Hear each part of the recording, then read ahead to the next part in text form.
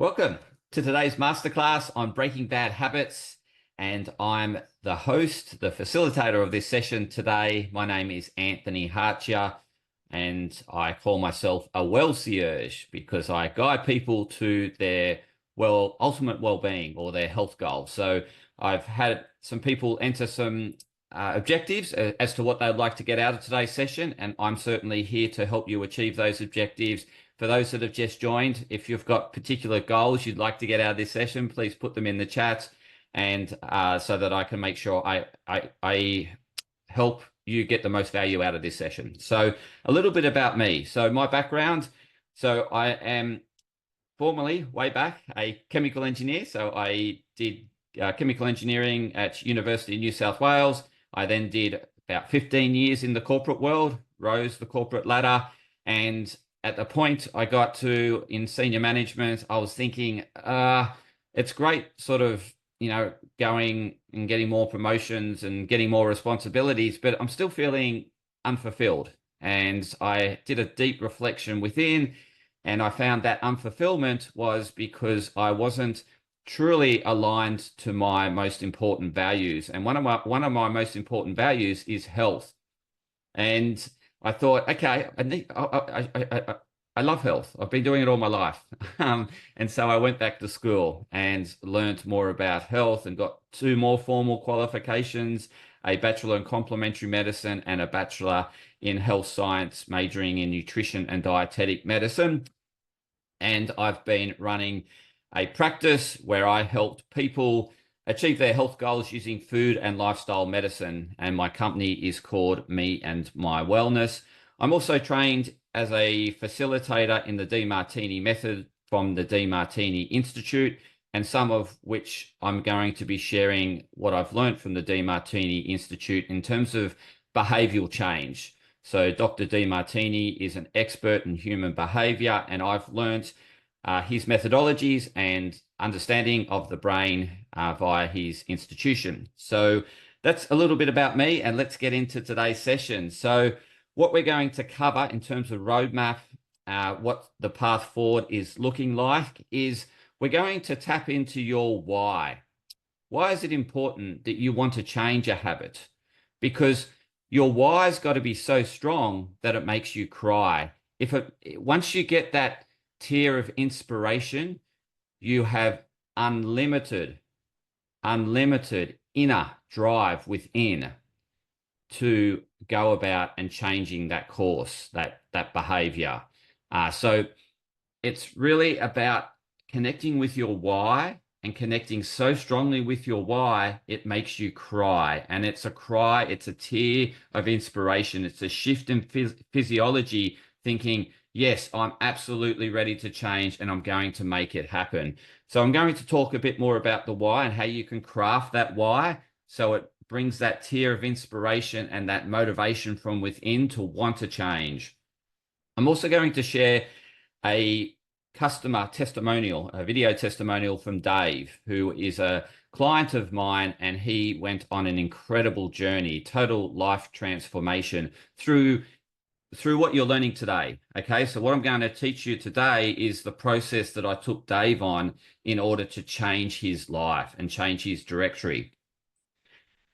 We're going to be discussing how the brain works and why you're doing what you're currently doing, and how you can unravel that, how you can actually neurologically rewire the brain of yours. We're going to go through a process of how to do that and why you're currently doing the behaviors you're doing. So you're going to understand the brain physiology, how it works, and how you can hack it, so to speak.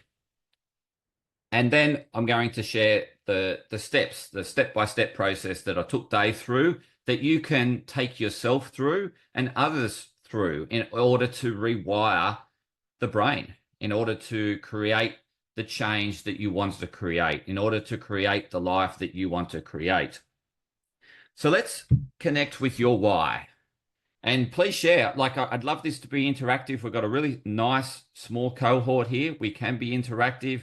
We can make it in the sense that we're here together to support one another. I'm certainly here to support you and to support your positive progress that you want to make towards a new change.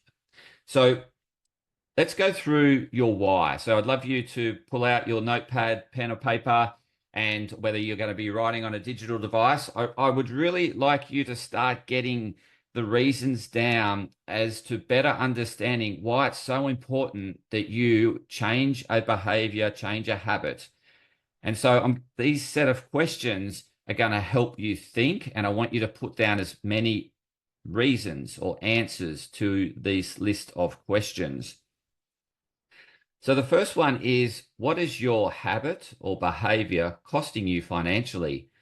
So in the case of Dave, it was costing him a lot of money because Dave had a cocaine addiction. And I have another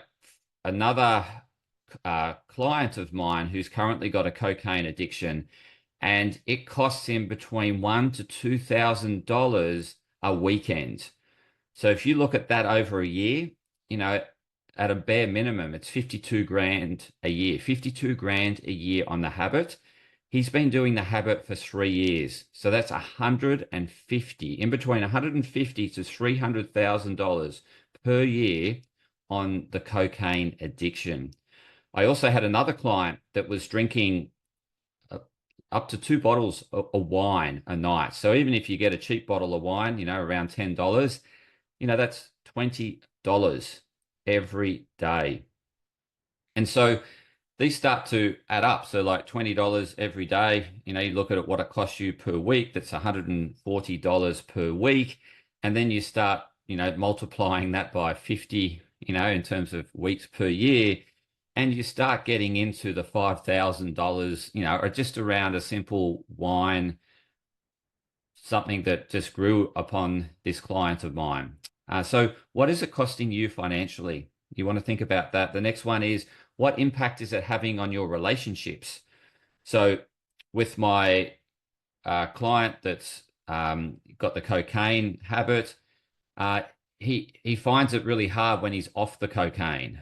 So it's not necessarily when he's on the cocaine, he feels great, right?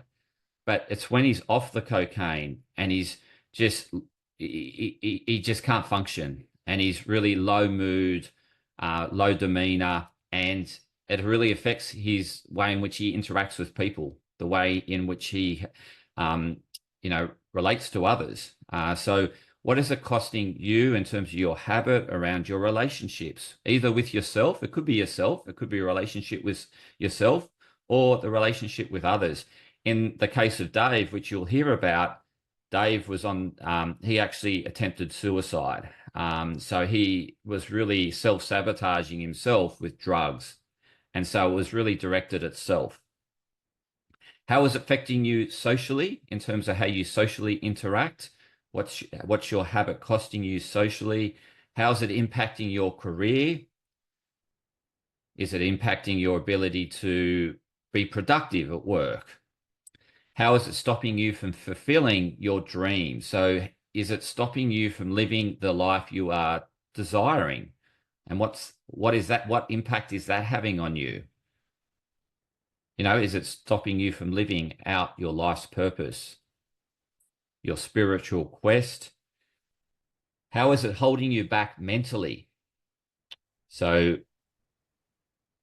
as you know, a lot of our habits can have a big impact on our mental health. So what is it costing you mentally? It nearly cost Dave his life.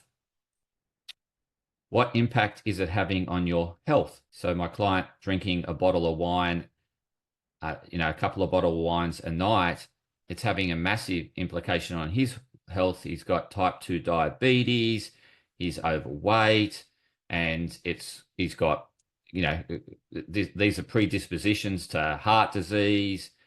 So again, it's having a big impact on him. So I just want you to allow yourself some time to write answers to these questions, because the more stronger you are connected with your why you want to change, the stronger the desire to make it happen.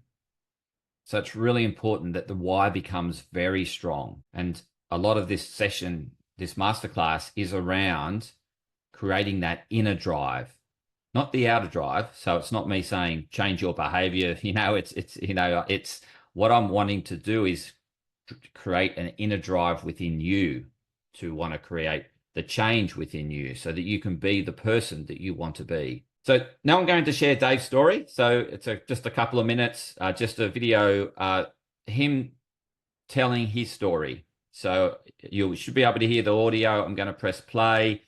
Just a couple of minutes just to give you a picture about how impactful this process that I'm about to teach you is. And because I walked Dave through this process and I've been working with him for 18 months now, and he's totally a different person. He's very driven and inspired by life now. He made me realize that I can use my past and be thankful for what my experiences have taught me. He told me that my demons were not in fact bringing me down, but making me stronger for what was to come. Anthony was honest from the start and told me this was going to be a long, hard journey. But persistence was the key, and with his tools and advice, I begun my journey. It has been a year since I have been with Anthony, and I have never felt this good in my whole life. That is something I thought I would get to say. I was using drugs every day and constantly thinking about suicide. Now I smile and appreciate life. Let's go, Mama. It is a big transition and was not easy one. But if you are willing to put in the work, Anthony can help you and will not leave your side no matter what. Whenever you need him, he will be there. Let's I know go. it's tough out there, and I know it's even tougher to get help because you don't want to accept the fact that you need it. But getting help is the bravest thing anyone can do. To all the people reading this, please reach out to Anthony if you are struggling. He will change your life. So just wanted to share Dave's story just so that you can understand the power of the process that you're about to learn. So let's get into the process that I took Dave through. But before I take you through that process, it's important to understand how the brain works and why you're doing what you're doing today in terms of your behaviors. And so the best way for me to describe this is talking about two parts of the brain. And I'm just going to go into the chat because there's someone that's I can send you a copy of the video. So all good. If you didn't hear the video, I can send you a copy. So in terms of our human evolution and how our brains developed over time, we very much started with a reptilian part of the brain, which is the lowest part of our brain, which is at the top of the brainstem. And as you know, with reptiles, they require the environment and interacting with the environment in order to regulate or help their body to coexist with the environment. What happened with humans is that we evolved our midbrain, which is also known as the limbic center, our emotional center, our desire center, which is where we have homeostasis. We can regulate our body temperature, for example, without lying in the sun, for example. We can regulate systems and our hormones and all sorts of communication and without necessarily needing direct contact with the environment. It can work somewhat independently, but not totally independently. We do actually need sunlight. We can't live without sunlight. So, but this desire center of the brain is this part of the brain that we share with the rest of the animal kingdom. However, humans have evolved a prefrontal cortex, which is the forebrain, and the forebrain enables us to seek meaning and purpose, and that's what we have above the rest of the animal kingdom. The other part of the animal kingdom has this so-called midbrain, where it seeks prey and it also avoids predator, right? So that's our midbrain. That's what we call the desire center or the emotional center. The reason why we call it the emotional center is we either see something so good that we see it as prey and we want it. I guess back, historically, prey was always food, right? as we've evolved, we've got other things that we desire, such as, drugs and things like that, but or it could be chocolate and cakes and stuff like that, alcohol, all these other things that gambling is another one, shopping addictions, for example, so that they can be seen as prey, things that we want to make us feel better. So they give us temporary relief. And so we have this desire center to seek things that we want. And then we also have part of that desire center is the avoidance of the predator. And so we're either going towards something or running away from something.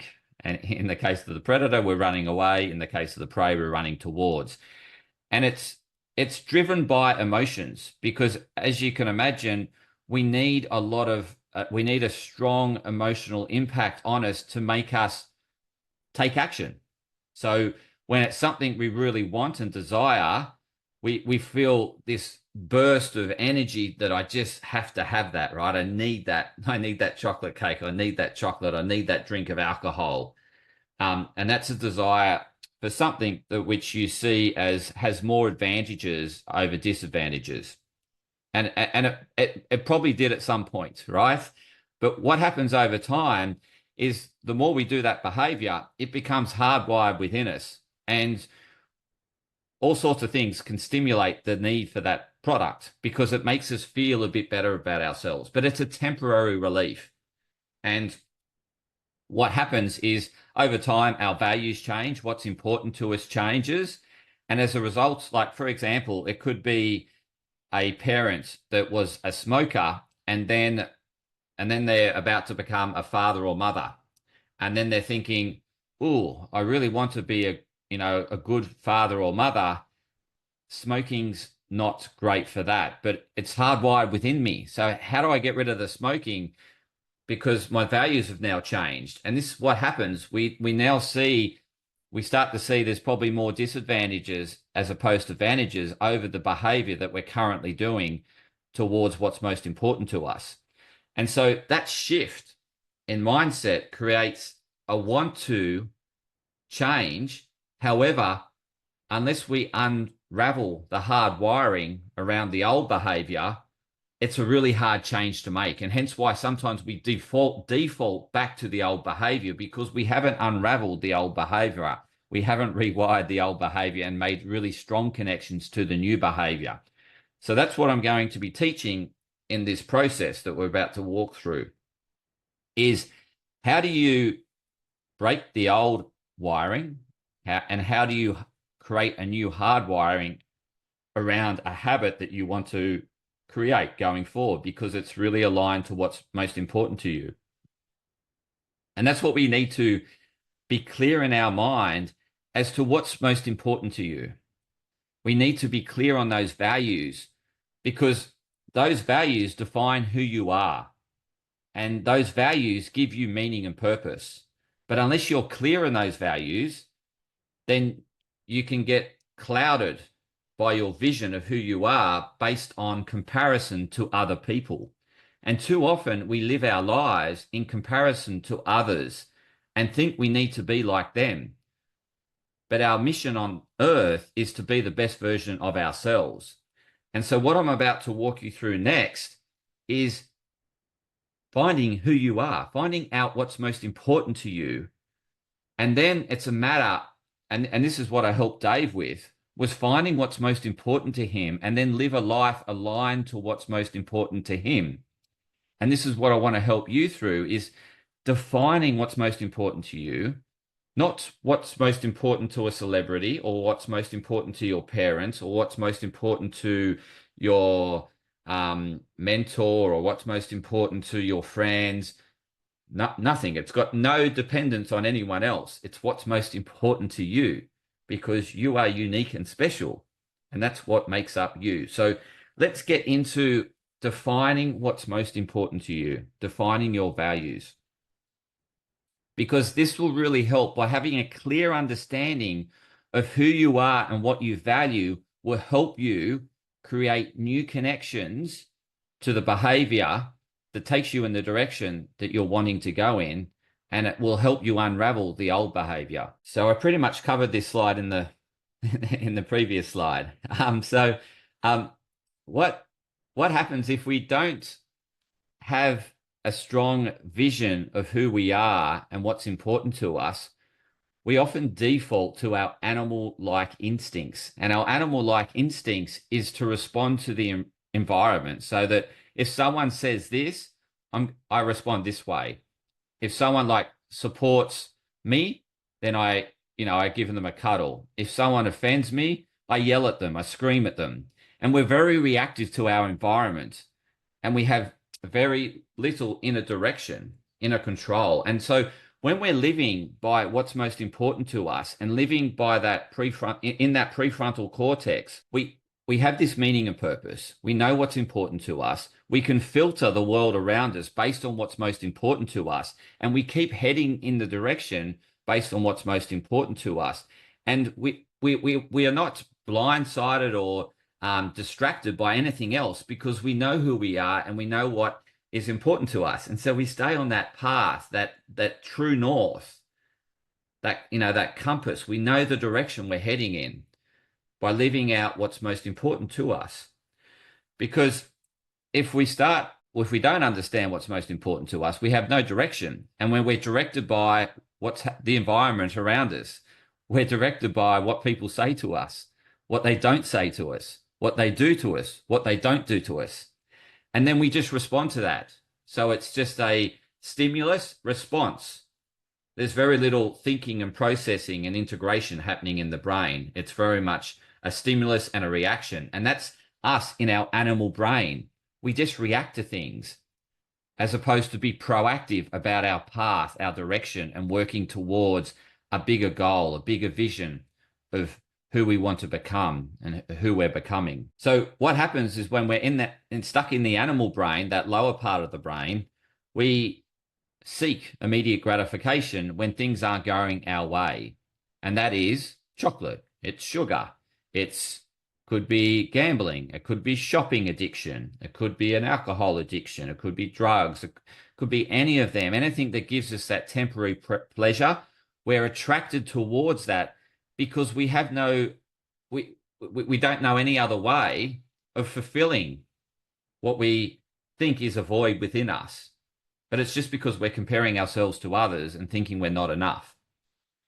We are totally fulfilled when we are aligned to who we are. And this is what we're going to go through in the next slide, is defining what's most important to you and really understanding who you are. So I think in order to address the importance of who we are, we need to have some awareness of what triggers us.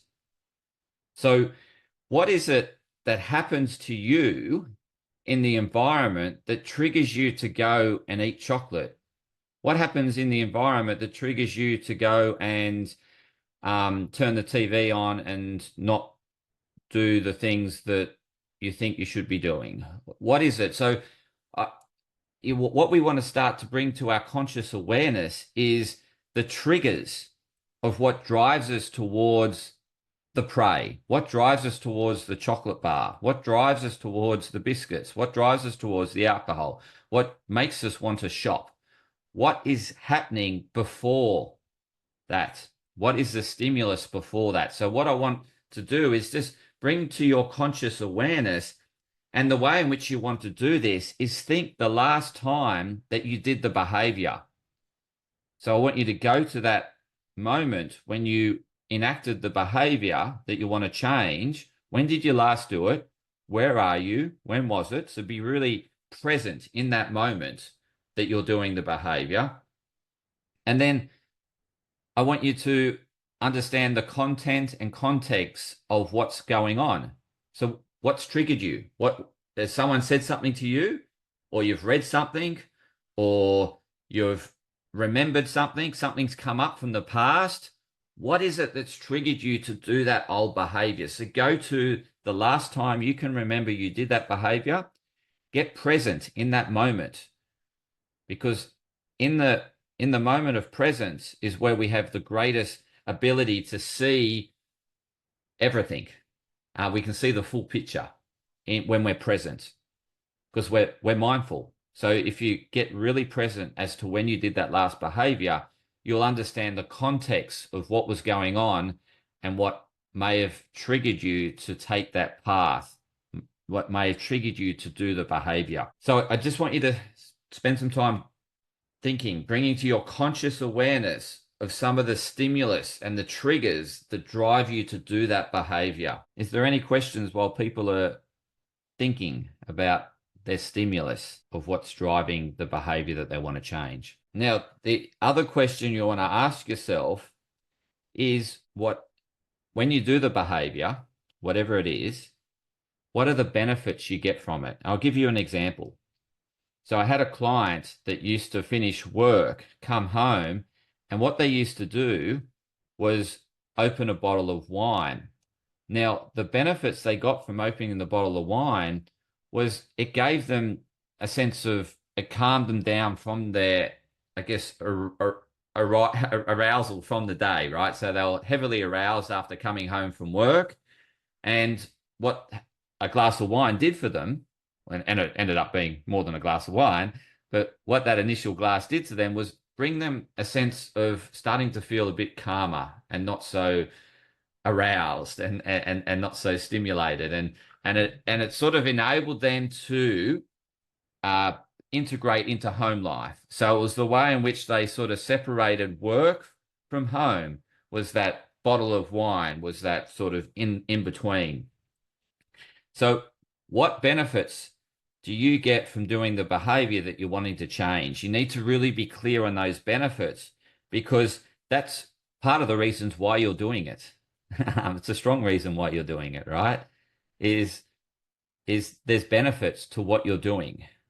And it's important to bring to your conscious awareness those benefits of why you're doing it in order to change that behavior. So there's a comment in the chat. It's in a group setting, there's a chance of having many triggers. How do we tackle multiple reactions? So yeah, so this is very, very much like the onion, right? So particularly if it's really driven from something that we quite have never got over, like, you know, what could be called a past trauma, for example.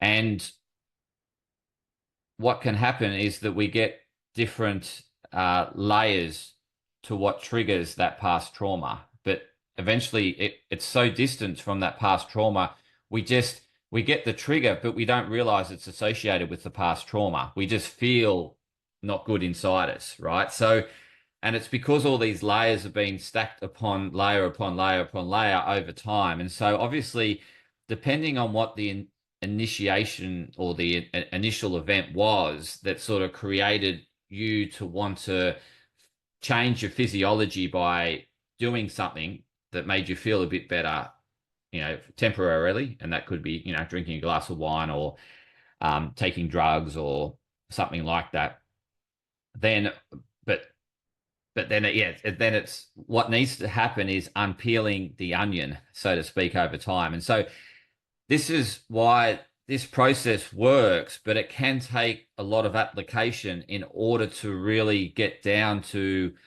what are all the different triggers. And what can happen is that you focus on one trigger and working out why is that so triggering? What is that associated to? And once you can dissolve that event, then a lot of associated triggers will also dissolve, because that event no longer triggers a physiological response, because you see both sides of what's happened. You don't see it as just being bad. When we label something as just being bad, we are just aware, conscious of the downside, and we're not fully conscious and fully aware of all the positives. We just, you know, like it's, for example, we'll say COVID.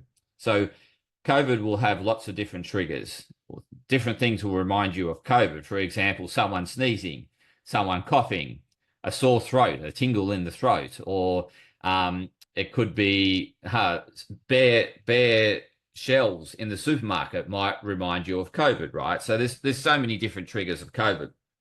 But if we take COVID, for example, what happened is at some point we either labeled it as either yeah, I like COVID or I don't like COVID. If you ask people about COVID, some people say it was the greatest thing ever, and some people will say it's the worst thing ever.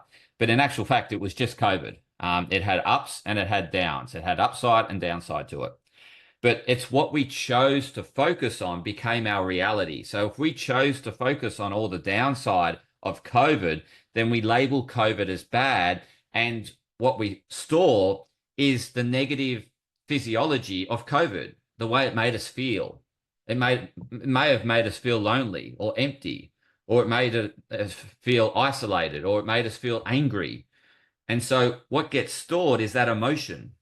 And what triggers that could be anything, such as empty shelves in the supermarket, could be someone sneezing, it could be, all sorts of things. 10 a.m. when Gladys used to do her television update, right? So you might have been very attuned to 10 a.m. So you might look at 10 a.m. on your clock and it straight away brings this feeling of emptiness or isolation within you because there's an association with 10 a.m., update on COVID, doom and gloom, negativity, and I feel bad. I feel that, this is terrible and all this sort of stuff. So yes, I guess the best way to answer your question, Sebastian, is it's like I'm peeling an onion. We need to start somewhere. We work on that.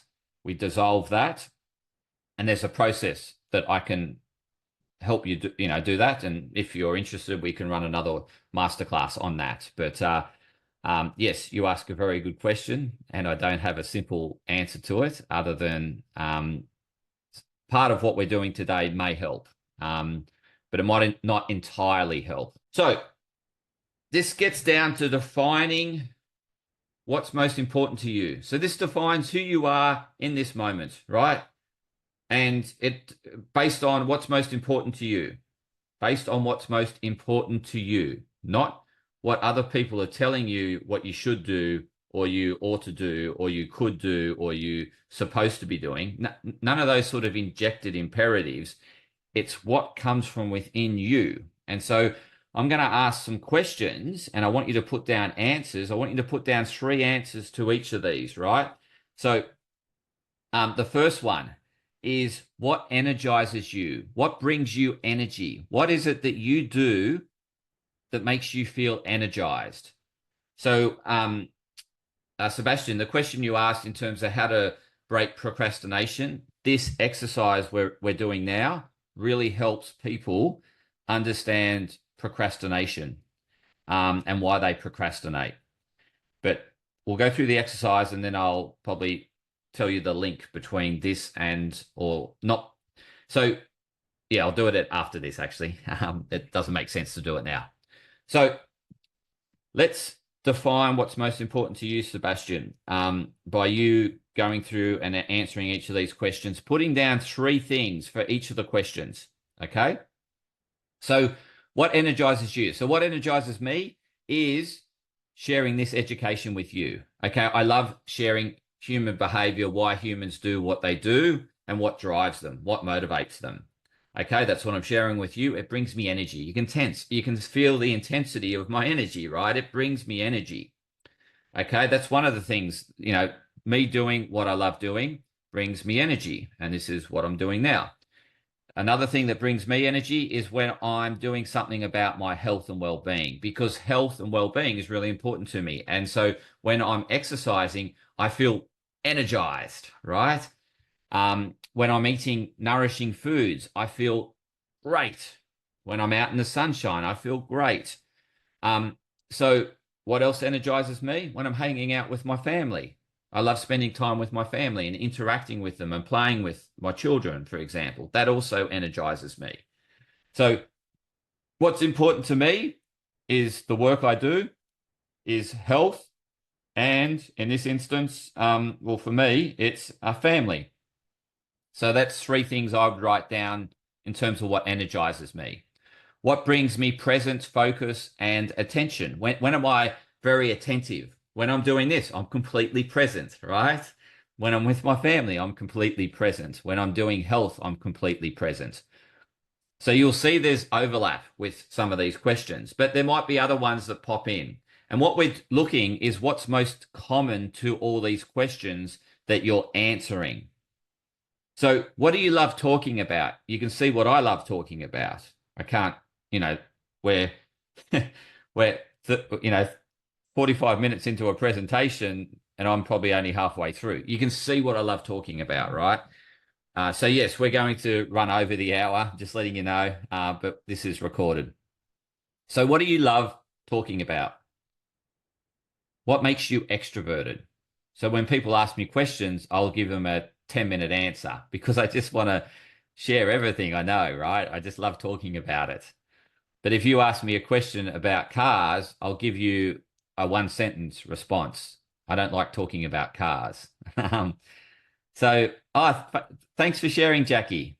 So what energizes Jackie is music, sitting by the beach. So being out in nature. So being in nature energizes Jackie, listening to the music that Jackie loves listening to, and being in silence.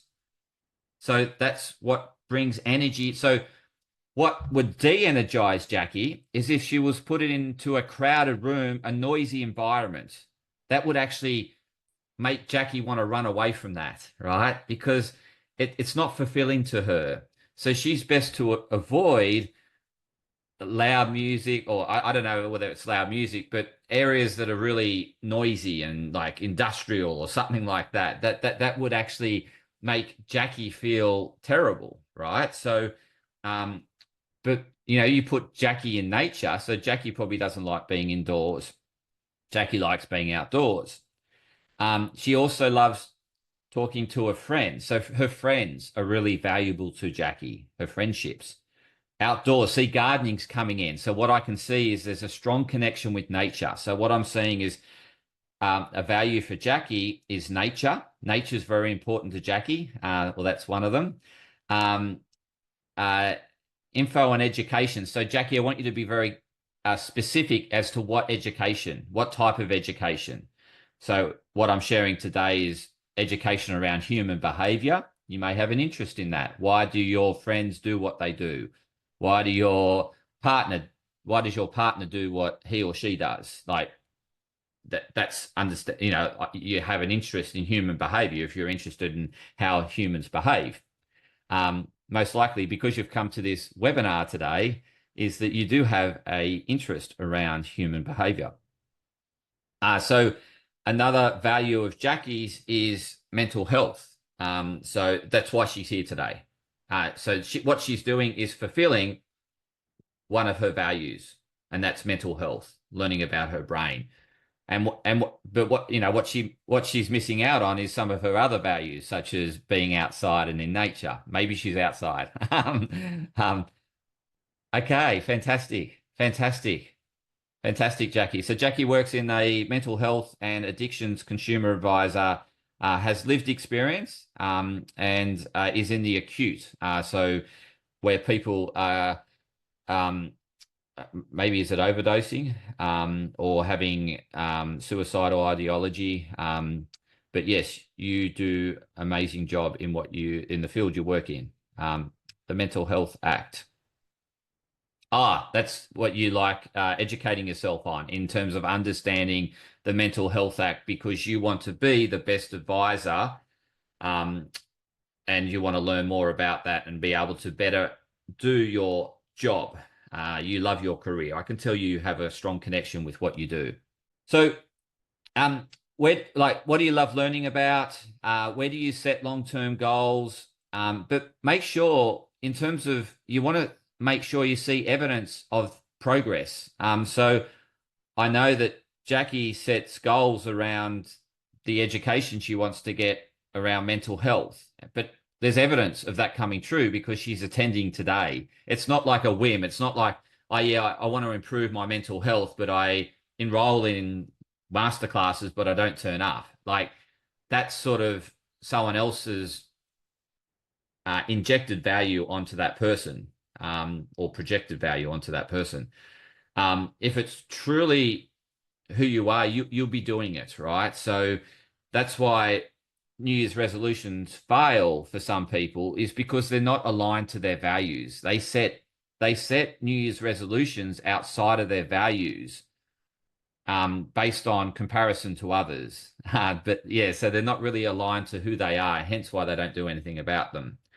But if you set New Year's resolution in the areas that you value, so if, like, for example, Jackie set a goal that she wanted to see sunrise at the beach every morning, there's a really high probability of Jackie achieving that goal because it's aligned to outdoors, it's aligned to nature, it's aligned to sitting by the beach, and it's peaceful for Jackie. So there's going to be a strong inner drive within Jackie to achieve that goal of seeing sunrise every morning. But if she set herself a goal that I want to attend, I don't know, these heavy metal parties or heavy metal heavy metal bands or something like that, because her friends are doing it, she most likely would find excuses to not go. And this is back to Sebastian's point, is how do you motivate people in order to stop them procrastinating? Well, everyone will procrastinate in the areas that they don't value. So, and I gave an example there. So Jackie will come up with excuses of not to attend a heavy metal concert that her friends are going to. Even though she likes being with her friends, it doesn't align to her other values. But if her friend said, oh, let's go down to a beach for a chat, she would be there, and you would never have to, you don't have to pay Jackie, or you don't have to motivate Jackie to go down the beach to spend time with her best friend sitting by the beach, because it's totally aligned to who she is. But if someone, a friend of hers, loved heavy metal and said, Jackie, come along to a heavy metal, and Jackie's thinking, oh, I don't want to do that. And then she'll not want to offend the friend, but she'll come up with excuses as to why she can't go. Oh, I'm sick, I've got COVID, whatever, like, so again, we will procrastinate in the areas that we don't value. So how do you get people doing things that they don't value, that they procrastinate on? Well, you need to link it to their highest values. So you need to keep asking them questions. How does going to a heavy metal concert with your friend help fulfill what's most important to you? How does it help fulfill you in all areas of life? And maybe, it's fulfilling in a sense that it helps me better understand my friend who likes heavy metal as to what she likes about heavy metal. Or maybe I just want to be open to understanding human behavior as to why people go to heavy metal concerts. Like, you need to start finding linking to what's most important to you in order to do something that you'll procrastinate on. So, for example, I don't like driving cars, and I'll walk, I will get public transport, I will do everything but drive a car. The only time you'll get me driving a car is for a presentation I'm doing for a corporate, where I need to be there and I've got a narrow window and I can't rely on public transport or whatever. I will then drive or it might just take too long via public transport and I'll save some time. But how that's linked to my highest value is that I'm going somewhere that's really fulfilling to me, and it's going to be, it will enable me to spend more time on the things that I value, because it will save me some time. And again, I'm looking for neural connections that align what I'm about to do with what's most important to me and in all areas of life. And so the more you do that, the more you develop the pathways and see the connections, and then that behavior will become automated over time as you start to do that behavior. So I'm hoping you've been able to, whilst I've been doing all this talking, been able to get through these questions. But what I essentially wanted you to do is write down 3 responses to each of these questions. And then I want you to look at what's common. What keeps popping up to you? What are the 3 most common ones that kept popping up to you? So from what I saw with Jackie's responses was that being in nature, being with her friends, and she loves her work, right? They're probably 3 really high values to Jackie. I don't know that if they're the top 3, but they're certainly in the top 5. So, for example, and I don't want to be picking on you, Jackie, but you've just been interacting with me, is like in terms of like, so Jackie would prioritize her money on her education towards her understanding the Mental Health Act. So she'd do courses around that. She would spend money on maybe getting down to the beach and sitting by the beach. She would happily do that. Spend money would be worthwhile for her because it's doing something that's fulfilling to her. And she'd spend money with her friends because she loves being with her friends. And so that's where Jackie's discretionary spending is going to happen. So we spend our money based on what's most important to us. So that's why I ask the question as to where you're spending your money on. So where do I spend my money? I spend a lot of my money on my health, my family, and in my business because I want to facilitate the work that I do. I love getting this out to as many people as possible. Yeah, so Jackie mentioned that she spends a lot of money on petrol, but it's taking her towards what's most fulfilling to her, and that's spending time with her friends and spending time at the beach. But that's the link as to why she spends money on petrol is to get her to the things that she likes doing. So answering these questions will help define who you are. So who I am is someone that loves health, loves teaching that to others, and wants to do it in a way that is integrated with his family. So I work a lot from home. It enables me to be present, with my children. I don't travel much. I do a lot online. And so I'm able, when I'm doing these three things, spending time with my family, I'm looking after my health, and I'm educating people on how to be healthier, then I'm totally aligned to who I am and I'm totally fulfilled. I don't need anything else. I don't need anything else. Obviously, I need oxygen and I need to eat, but I don't need things that give me immediate gratification. I'm able to, because I'm so fulfilled from within, because I'm living aligned and congruent to who I am. So I'm just reading Jackie's response, and it's most disciplined. So she's most disciplined when she's and focused, most disciplined and focused. When it has a deep meaning for her, So she is most disciplined and focused in, like, she would always be reliable in terms of meeting up with her friends, unless they're doing something that's not aligned to her values. So if they're doing something to sabotage their mental health, then Jackie might not turn up to that event. But if they're hanging out at the beach, then Jackie's definitely going to be there. So when it's deeply aligned to who Jackie is, that's when she's very disciplined, she's very focused, and she's reliable in those areas.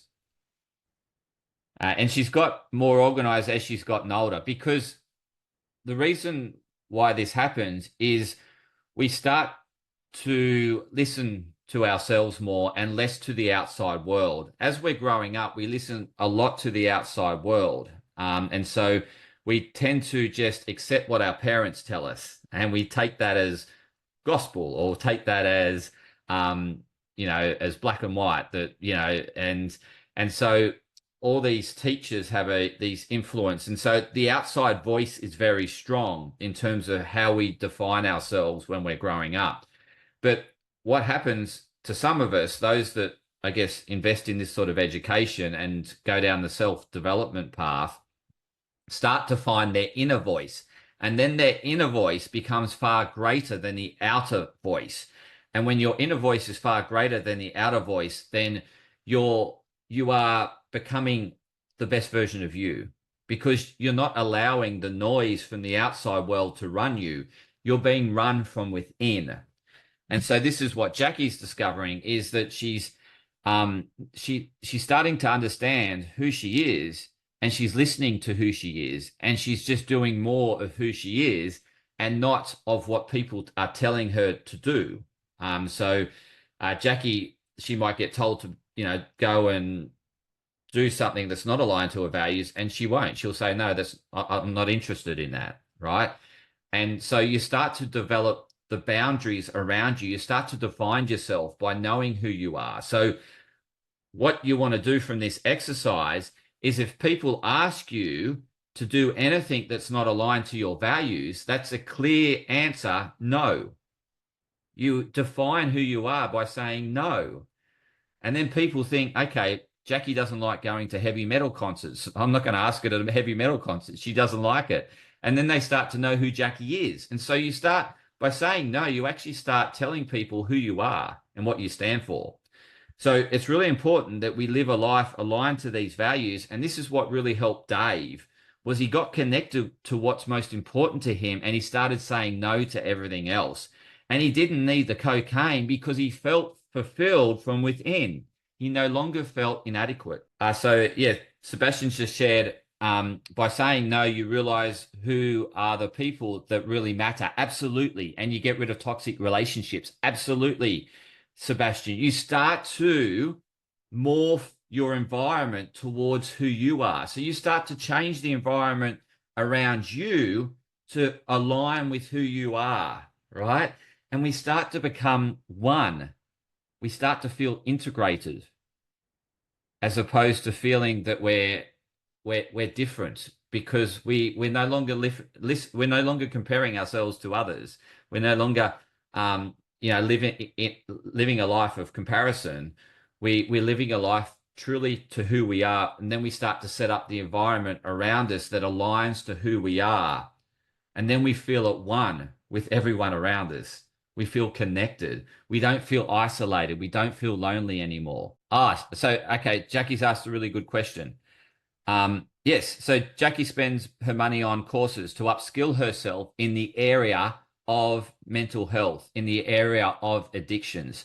She's not wasting money on learning how to change oil in a car engine, right? So again, Jackie's seeking to spend her money on education that is aligned to her values.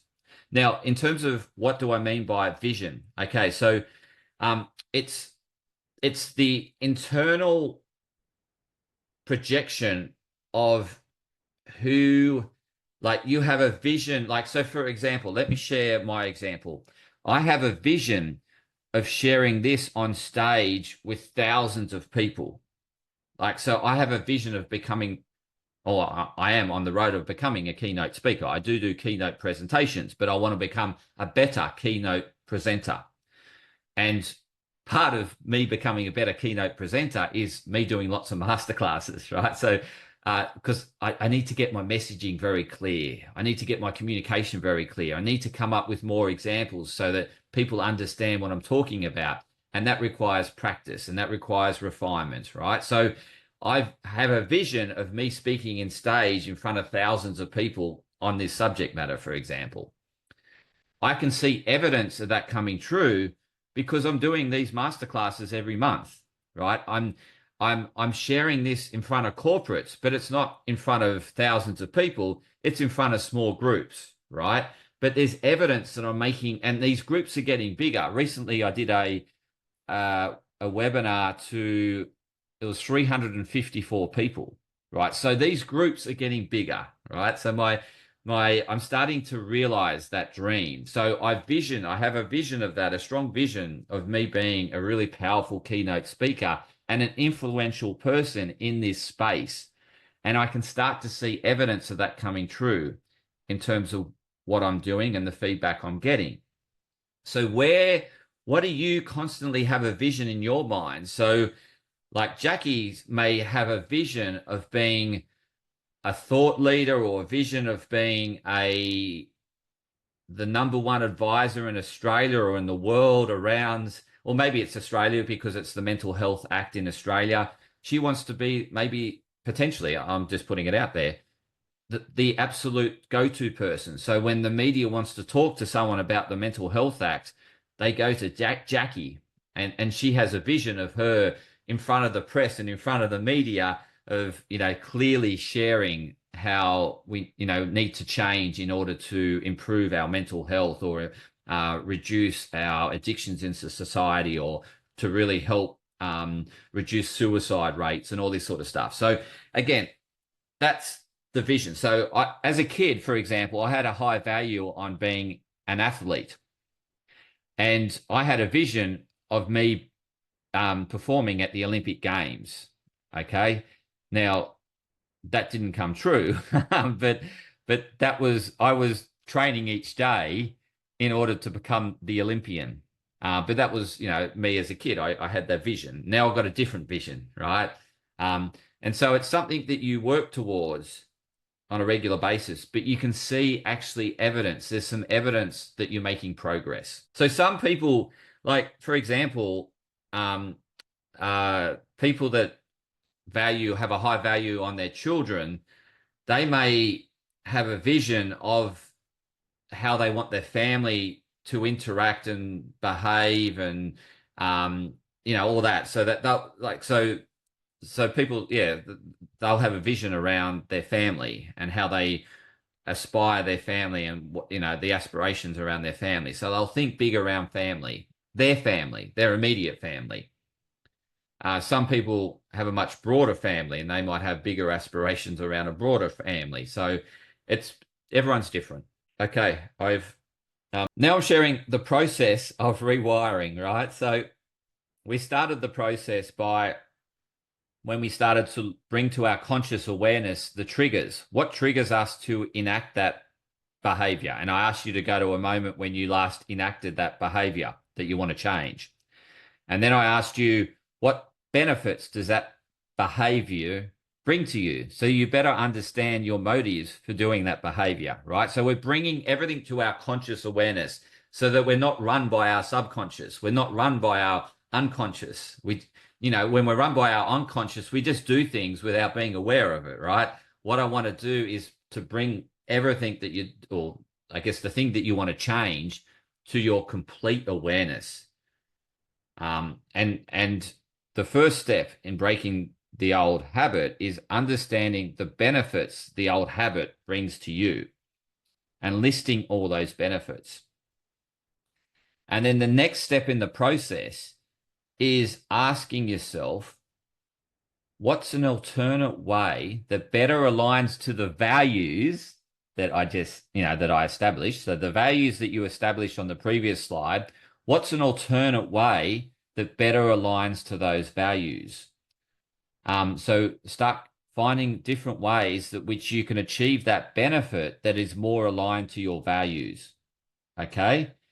And then what you want to do is link all the benefits of the new way of doing it to all your values, linking it, like finding all the different associations. You're doing a big brainstorm, and you might want to draw a mind map, and in the center have the benefit of have the new behavior that brings the benefit of the old behavior. So, for example, I mentioned the client that comes home and has a glass of alcohol to help her unwind. Well, maybe before she gets home, she goes to the beach and goes for a swim at the beach, or she sits at the beach and just watches the sunset or whatever. Again, it needs to, and then she's thinking, well, like, then you're looking for associations. How, like, if that woman, well, she did it, she valued her health. So how does me going down to the beach help fulfill what's most important to me, which is health? Well, yes, me going down to the beach relaxes my nervous system, but it's not impacting my health. It's actually giving me a positive benefit. I'm going to get additional health benefits from going down to the beach, because when I'm down the beach, I'm going to feel like I want to maybe walk around the beach. I might want to go for a swim. And so therefore you start stacking more health benefits of going down the beach. You're getting outside, you're getting sunlight. That's another benefit of going down to the beach. If you go into the water, that's another benefit. You're really connecting, you're really grounding yourself by going in the water. That's another benefit. And so what we want to do is start stacking all the benefits of the new behavior and linking it to our values. And the more, so you want to get to the point that it makes you cry, that you feel so inspired by the new behavior that you have tears of inspiration. That's when you truly have a strong inner connection and desire towards the new behavior. And then what we want to do, we want to start dissolving the old behavior. So then you want to go back to the old behavior and then start writing down, stacking up all the downside of the old behavior, how it doesn't serve your values and what's most important to you. Start stacking it up, how it doesn't serve you in all areas of life. So, like, for example, financially, how it doesn't serve you financially. Like I mentioned, that clients that was spending between, had spent between $150,000 to $300,000 on cocaine before seeing me, right? So you think of what he could have done with that. And he actually had a high value on finances. He had a high value on wealth creation. So this was absolutely destroying his ability to create wealth. So you want to start stacking up the downsides of the old behavior, and that starts dissolving the old behavior and connect you. So it starts to disconnect you from the old behavior and strongly connect you with the new behavior by stacking up the benefits of the new behavior and how it's linked to what's most important to you. What do you mean, Jackie, when you say, is that part of the brain effectiveness? Can you give me some context to that statement or the question? Okay, so what I'm going to do is share the slides with you. I've given some examples. I've actually talked through these examples, but given time, I'm well over time, and I respect your time. So I'm just going to share these slides, and it just walks you through how to do this through using examples. So I'll share the slides with you all. So this is building the new habit and stacking up the benefits of the new habit. And this is dissolving the old habit. In this case, it's drinking alcohol, and then stacking up the disadvantages of doing the old habit. And just to wrap up the masterclass before the special offer I have for you, is this is not really commonly known, but the non-native EMFs, so non-native EMFs, the man-made EMFs, such as from mobiles, from our electronic devices, from our screens, from our artificial lighting. What that does, those non-native EMFs interfere with dopamine. And so the more time that we spend around technology and inside, we're affecting our dopamine production. And so what can happen is that just from being inside and interacting with screens, we deplete our dopamine, and that low feeling of dopamine so dopamine gives us motivation. It helps motivate us and to take action. And so if we're spending time inside under artificial lighting with all this non-native EMFs, all this technology, could be machinery that's running. It could be machinery that's running that emits EMFs. So anything plugged into a power board will emit non-native EMFs. And so this interferes with our ability to produce dopamine. And you can see why in the workplace, people are walking around looking for sugar to pick up their, to make them feel better, because their dopamine's so depleted. And so if you want to better regulate your dopamine, what I suggest you do is to disconnect from technology periodically, and also to step outside. So that can really help with managing dopamine levels, so that you're not drawn towards immediate gratifying dopamine hits, such as sugar, such as lollies, such as chocolate, such as junk food, such as could be online shopping. It could be any of these addictions. So non-native EMFs can drive or be a trigger for these addictions. So in terms of my special offer for you, so for attending the masterclass today, you get 25% off my coaching services. If you're interested in what I have to offer around my coaching services, then please put in your phone number into the chat. You can send it to me privately if you don't want to send. So just in the chat, look, type in Anthony Hartcher, and you can send it directly to Anthony Hartcher. No one else will see it. I will keep that number private, but I will, if you're interested in doing coaching with me, I've got a 25% offer as a result of attending this masterclass for you. And if you're more interested in group coaching, I also facilitate group coaching, which is a lot more affordable, obviously, but it's within a group environment. So we had a group environment today. If you enjoyed the environment today and interacting in a group sort of setting, then maybe group coaching's better for you. But yeah, I can certainly share more details or talk to you about the programs I have to offer if you just leave your phone number in the chat. But if you've got any questions, I'm happy to answer those questions. I appreciate your patience in staying the length of the webinar. But yeah, I'm here for answering any specific questions that you have in relation to what I've shared today, or it could be maybe something that's popped up during the webinar that you'd like me to address. Fantastic, Jackie. Well, thank you for coming, and thank you for sharing your feedback. And it's great that you're on course to being the best version of you. And that's all life's about, is about just being better and learning more and applying what you love more and more, and to help more people. And you are doing that. Thank you, Sue. Thank you for the comments. Thank you, Sebastian. I really appreciate everyone's attendance. And yes, you will get a record of this. So I'll share that in email. So thank you everyone for your attendance. In terms of the question around what are EMFs, so that's electronic magnetic frequencies, electric magnetic frequencies. So they're electromagnetic, which is electricity. So that electricity is electromagnetic. And so it's anything that's been introduced by man is non-native EMFs. So obviously the sun emits electromagnetic frequency, right? So there's plenty of natural forms like magnetism, for example. The Earth's magnetic field, for example, is electromagnetic frequencies that interact with us, but they're native. The non-native EMFs are the man-made. So anything that you plug into a socket is a non-native EMF.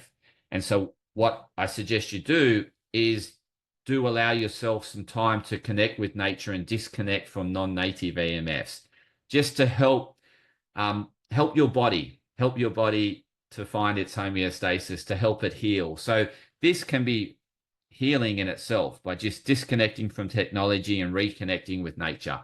It's very, very healing. Thank you everyone for your attendance, and I appreciate it. If you got any more questions, I'm happy to stay on a bit longer. I'll just end the recording.